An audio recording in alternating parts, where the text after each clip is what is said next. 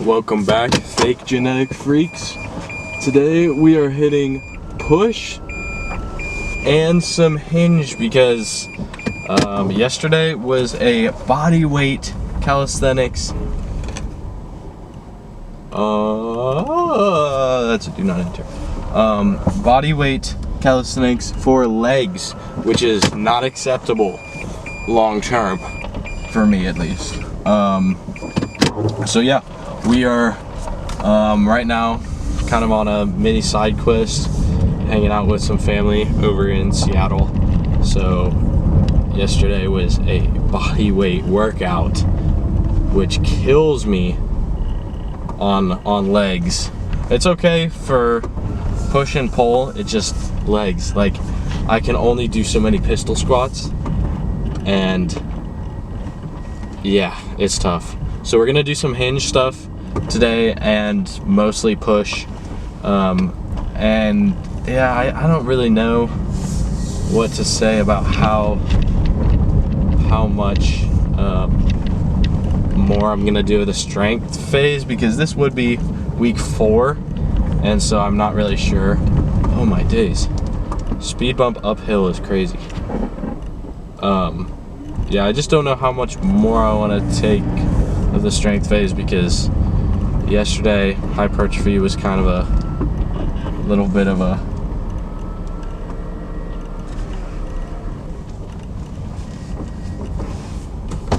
I'm leaving. Yeah, I was trying to find a gym. Okay, bye guys. Ugh. Anyway, yeah, yesterday was kind of a hypertrophy set, because like all hypertrophy, because nothing is heavy enough body weight. So yeah, you might get to watch me struggle with directions in downtown Seattle driving, because yeah, it's low-key hard to talk to a camera while I don't know where I'm going and I'm looking at directions, but yeah, I think we'll be okay. Yeah, so I kind of want to start a little explanation of certain lifts that I like to do and why I like to do them, I think they're most beneficial for, and whatnot. So today I want to be talking about cleans, hang cleans, power cleans. Yeah, that's pretty much. Oh, full cleans.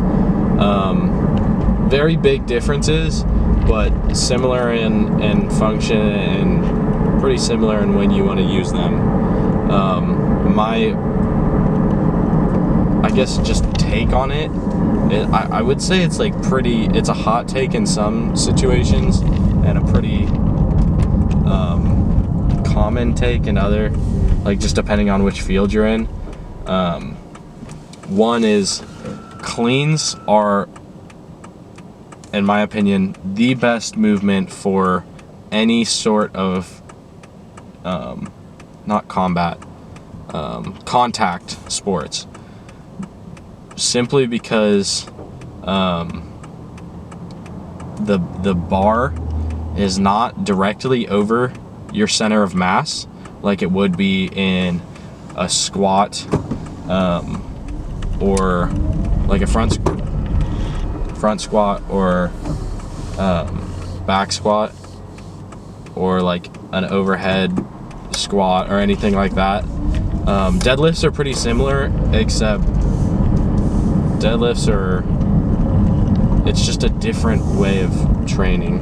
And so yeah, the clean, I feel like that's one of the major benefits. Like, you're able to handle a body of mass that's not over top of yours, which is really important for sports, because there's no point in time when you pick somebody up on your shoulders and they're perfectly balanced.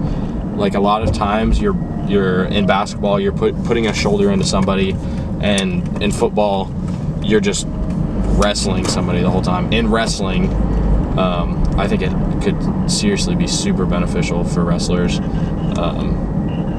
Like, you have to get your body of mass super high and then drop it really quickly, and I think that's pretty similar to any type of throw you do, any type of move that you do in wrestling. other than just like, you know, hand fighting or putting somebody in. Yeah, I don't even know, but yeah, that's one reason that I think cleans are the most beneficial for contacts. Also, it is the only lift that you actually have a weight hitting you, so this is kind of interesting. I think I'm gonna go.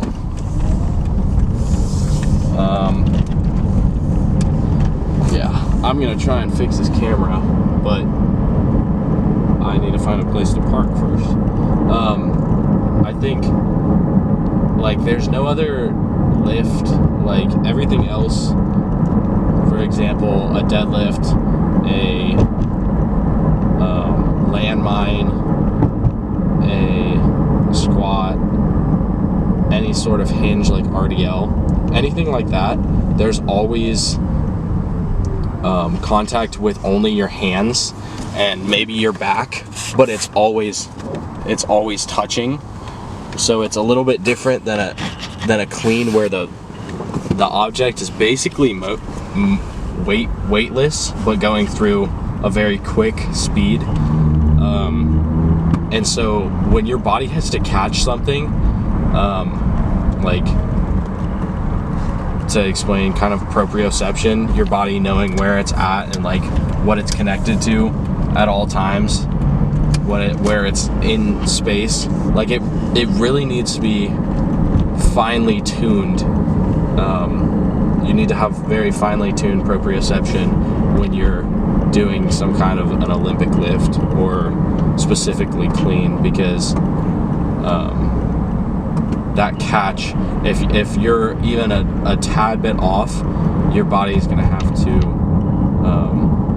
change up a lot of how it's catching that weight, because if you don't catch it right, it's either pushing you back and it's falling on your face or neck or chest and it's squeezing you in between the ground, or you fall forward and there's no chance of you catching that. So yeah, that's another reason. Also, you have an extreme intent to move quickly, which I don't think comes with squats as much. Like, if you don't get that weight up fast enough, it kind of feels like you're gonna die. Like, there's a reason for you to actually be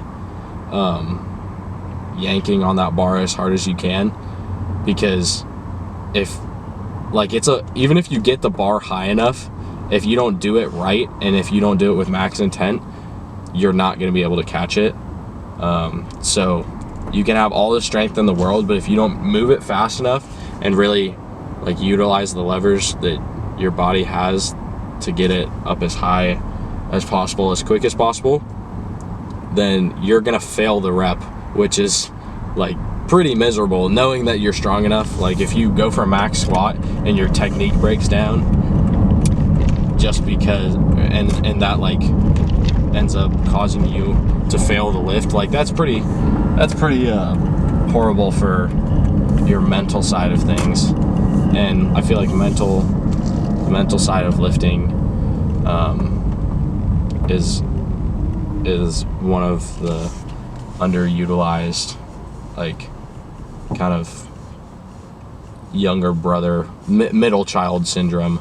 Like, it's just kind of lost in the sauce of everything else. So yeah, I don't know. Those are, I'd say, the three main reasons. Like, you could talk about rate of force development, just being like, you're kind of getting both sides of the force velocity curve, where you're getting the strength. It's mostly in the middle towards strength, but it's like really, really impressive. So yeah, I felt like I was just yapping there, but I need to find a place to park. So if they let me bring in the camera, that would be awesome. But yeah, I'm not sure. So peace.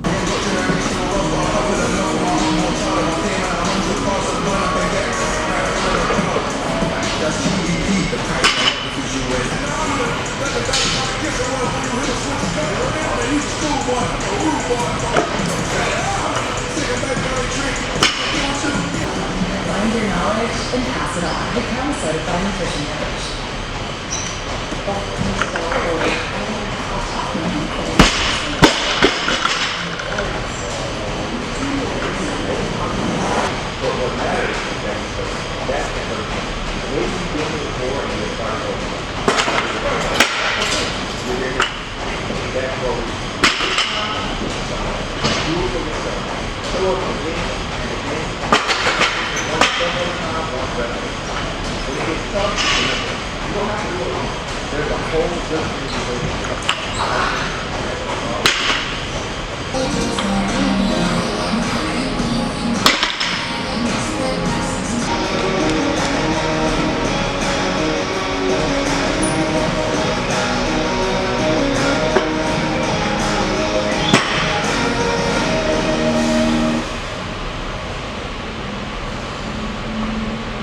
I wish I had time to